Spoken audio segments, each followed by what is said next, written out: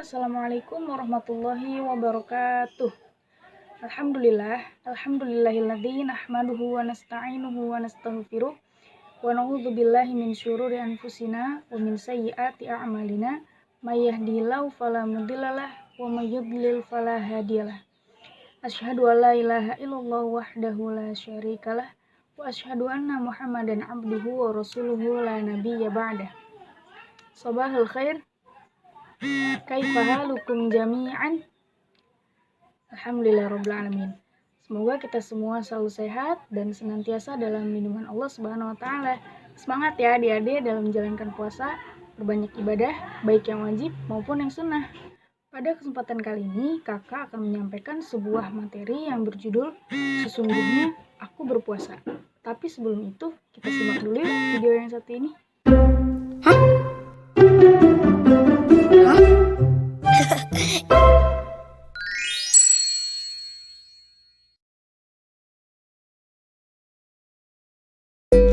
Sari-sari, hilangkan dahaga.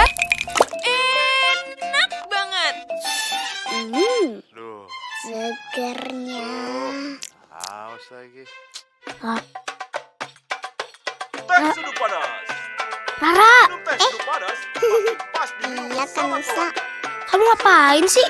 Itu dari tadi ikan sirup sama teh Sudu dingin. bikin Rara haus. Iya. Iklannya dari tadi sirup-sirup terus. Pasti ini tanda-tanda. Tandanya kita sebentar lagi akan puasa Ramadan. Yeay, Ramadan tiba! Asik. Tapi kalau lagi puasa, nonton iklan batal ya? Batal. Batal, kan cuma nonton. Ya kalau habis nonton iklan sirup terus langsung minum, ya batal lah.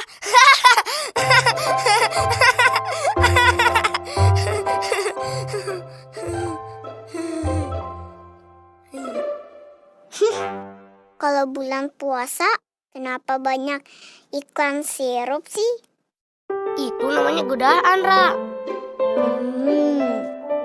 Kalau gitu, selama bulan puasa, Rara nggak mau nonton TV. Wah, bagus dong, Ra. Kalau puasa kalian tulus karena Allah, pahalanya insya Allah jadi berlipat. Ya. Kalau gitu, Rara harus berlatih.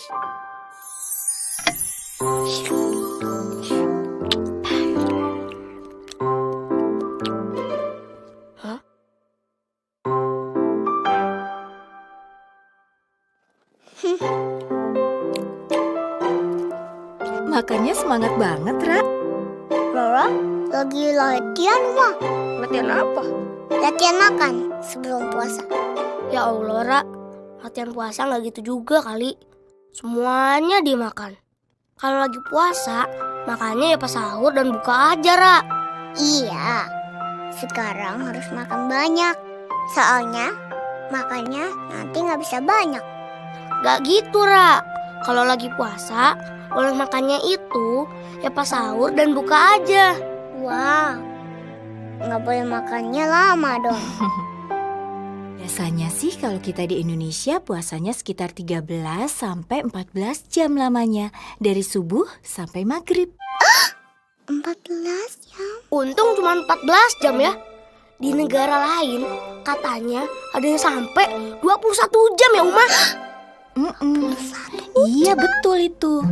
Tapi selain ada negara yang puasanya sampai 21 jam, Ada juga negara yang puasanya cuma 10 sampai 11 jam. Ini disebabkan faktor alam dan geografis di tiap negara yang beda-beda. Jadi, waktu sahur dan berbuka tiap negara juga beda, sayang. Waduh, lama ya. Ma, Rara nggak kuat deh kalau sampai maghrib. Rara sayang, kamu kan masih 5 tahun. Jadi kalau mau belajar setengah hari juga nggak apa-apa. Ya?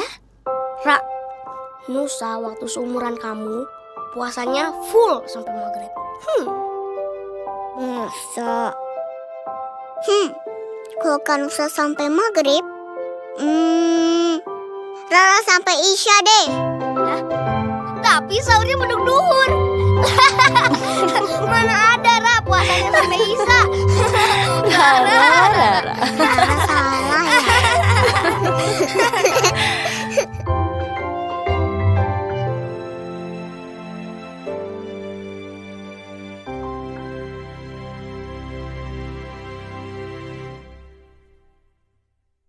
Nah, gimana? Seru kan videonya? Dalam Islam, puasa dikenal juga dengan istilah shaum, yang merupakan ibadah wajib bagi umat Islam di bulan Ramadan. Allah Subhanahu wa Ta'ala berfirman dalam surat Al-Baqarah ayat 183. A'udzu billahi minasyaitonir rajim. Bismillahirrahmanirrahim. Ya ayyuhalladzina amanu kutiba alaikumus shiyam kama kutiba alal ladzina min qablikum la'allakum tattaqun. Shadaqallahul azim. Ya, artinya, wahai orang-orang yang beriman, diwajibkan atas kamu berpuasa sebagaimana diwajibkan atas orang-orang sebelum kamu agar kamu bertakwa.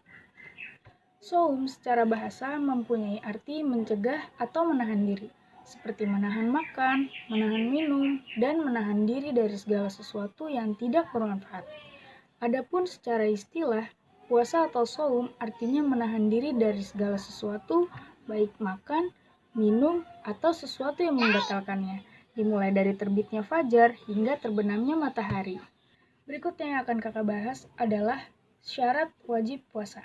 Syarat wajib puasa ini adalah syarat yang menyebabkan seseorang dihukumi wajib untuk mengerjakan ibadah puasa. Syarat yang pertama adalah berakal sehat. Kak, berarti kalau orang gila harus puasa gak? Ya enggak lah. Orang gila itu sholat aja gak wajib, apalagi puasa. Yang kedua, baligh. Nah, atau dewasa. Kak, aku masih kecil, tapi sudah disuruh puasa sama orang tua. Nah, puasa di usia dini itu untuk melatih diri kalian menahan diri dari hawa nafsu, supaya ketika dewasa kalian sudah terbiasa untuk menjalankan ibadah puasa, baik puasa sunnah maupun puasa yang wajib. Yang ketiga, mampu untuk menjalankan puasa. Mampu untuk menjalankan puasa di sini artinya adalah orang-orang yang tidak dalam keadaan musafir, tidak dalam keadaan sakit, tidak dalam keadaan hamil atau menyusui jika dia tidak mampu menjalankan ibadah puasa, dan tentunya tidak dalam keadaan lansia atau sudah tua. Nah, dalam surat Al-Baqarah ayat 184 dijelaskan, maka barang siapa di antara kamu sakit atau dalam perjalanan lalu tidak berpuasa, maka wajib mengganti sebanyak hari yang dia tidak berpuasa itu pada hari-hari yang lain. Dan bagi orang-orang yang berat menjalankannya, wajib memberi makan, wajib membayar fidyah, yaitu memberi makan seorang miskin.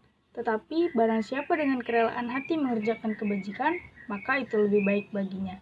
Dan puasamu itu lebih baik bagimu jika kamu mengetahui. Nah, yang kedua itu adalah syarat sah puasa. Syarat sah puasa yang pertama adalah beragama Islam. Yang kedua, mumayyiz, artinya mempunyai kemampuan membedakan antara yang baik dengan yang buruk. Yang ketiga, suci dari haid, khusus untuk wanita. Yang terakhir, mengetahui waktu-waktu berpuasa. Waktunya puasa itu diwajibkan, waktu puasa disunahkan atau diharamkan puasa tersebut. Yang ketiga itu adalah rukun-rukun puasa. Rukun puasa yang pertama itu adalah niat berpuasa. Yang kedua, menahan diri dari segala sesuatu yang membatalkan puasa atau mengurangi pahala puasa, dimulai dari terbitnya fajar hingga terbenamnya matahari. Hal-hal yang membatalkan puasa adalah yang pertama, 1. Makan dan minum dengan sengaja. Yang kedua, berhubungan suami istri di siang hari. Yang ketiga, muntah yang disengaja. Yang keempat, hilang akal. Yang kelima, keluar darah haid bagi wanita. Dan yang terakhir adalah murtad atau keluar dari agama Islam. Nah, kalian tahu gak sih kalau misalnya ada waktu diharamkannya berpuasa? Ada 5 hari seseorang tidak boleh melakukan puasa pada hari tersebut. Antara lain, yang pertama, puasa pada tanggal 1 Syawal atau Hari Raya Idul Fitri. Yang kedua, puasa pada tanggal 10 Zulhijjah atau Hari Raya Idul Adha. Yang ketiga adalah puasa pada hari-hari tasyrik, yaitu tanggal 11, 12, dan 13 Zulhijjah, atau pada saat umat Islam diwajibkan untuk memotong hewan kurban. Berikutnya yang akan kakak bahas adalah hikmah berpuasa. Hikmah menjalankan ibadah puasa tentu sangatlah banyak. Di antaranya, menjadikan seseorang lebih giat dalam berusaha meningkatkan iman dan takwa serta mendekatkan diri kepada Allah Subhanahu wa taala. Yang kedua, menumbuhkan sikap kepedulian khususnya pada golongan fakir dan miskin. Yang ketiga, melatih diri untuk sabar, mengendalikan hawa nafsu dan juga emosi.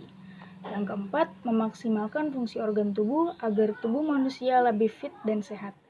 Yang terakhir, mendidik bersifat jujur dan menjauhkan diri dari sifat bohong, karena berbohong akan menghilangkan pahala berpuasa.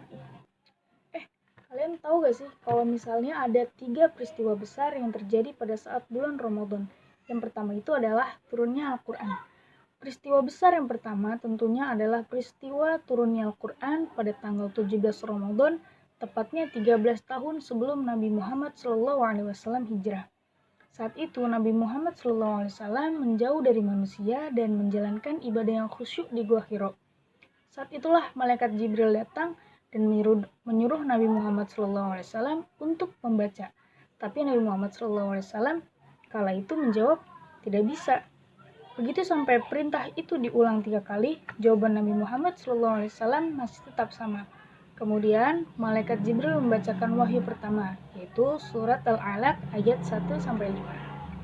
Yang kedua, Perang Badar. Nah, peristiwa besar selanjutnya juga terjadi pada 17 Ramadan, atau bertepatan dengan tahun kedua Hijriah. Perang Badar merupakan perang yang menandai awal kejayaan kaum muslimin. Hanya dengan membawa 313 pasukan muslim, Nabi SAW dan pasukannya tidak gentar dalam menghadapi pasukan musuh yang memiliki 950 pasukan. Dengan tekad yang kuat, pihak muslim berhasil memporak-porandakan pasukan kafir. Dengan kemenangan tersebut, Nabi Muhammad SAW kembali ke Madinah dengan sambutan yang indah dan meriah. Allah Subhanahu wa taala memuliakan Islam, meninggikan menaranya dan mengikis berhala-berhala. Yang ketiga, pembebasan kota Mekah. Peristiwa besar selanjutnya ini terjadi pada 20 Ramadan tahun 8 Hijriah, yaitu peristiwa Fatu Makkah atau penaklukan kota Mekah. Nabi Muhammad SAW berhasil menaklukkan kota Mekah dalam satu perang yang dipicu oleh ingkarnya orang Quraisy terhadap satu perjanjian dan beberapa perjanjian Hudaybiyah. Orang Quraisy bersekongkol dengan kabilah lainnya untuk memerangi orang-orang yang berdamai dengan Nabi Muhammad SAW. Dengan 10.000 pasukan muslim, Rasulullah menugaskan Khalid bin Walid menjadi panglima perang dan memerintahkan untuk tidak menyerang sebelum diserang. Dalam keadaan berpuasa, Nabi dan umat muslim lainnya berperang dan kemudian berbuka di tengah jalan karena keberatan. Pada akhirnya, pasukan muslim berhasil menaklukkan tentara Quraisy hingga mereka menyerah. Semua berhala dihancurkan dan Nabi Muhammad SAW memaafkan dan membebaskan orang-orang Quraisy yang telah menyerah tersebut. Nah, itulah tadi 3 peristiwa besar yang terjadi di bulan Ramadan yang perlu umat Islam ketahui. Mengingat peristiwa-peristiwa tersebut adalah peristiwa yang menjadi tonggak kejayaan umat Islam. Nah, bagi kita umat muslim saat ini dan mungkin bagi seluruh umat Islam yang ada di belahan dunia, mungkin bulan Ramadan kali ini menjadi sangat berbeda, di mana kita menjalankannya dalam keadaan wabah penyakit corona. Namun, kita tidak boleh menyerah, kita tidak boleh putus asa, dan harus tetap semangat menjalankan ibadah. Karena pada zaman Rasulullah saja, Rasulullah beserta sahabat menjalankan puasa dalam keadaan berperang. Tapi beliau tidak menyerah, beliau tidak putus asa, dan tetap semangat untuk membela agama Allah. Nah, oleh karena itu, kita harus perbanyak berdoa, semoga Allah selalu melindungi kita dan segera memusnahkan wabah penyakit corona. Dari kakak cukup sekian, semoga materinya bermanfaat dan dapat dipahami dengan baik. Allahumma muwaffiq ila aqwamit thoriq. Assalamualaikum warahmatullahi wabarakatuh.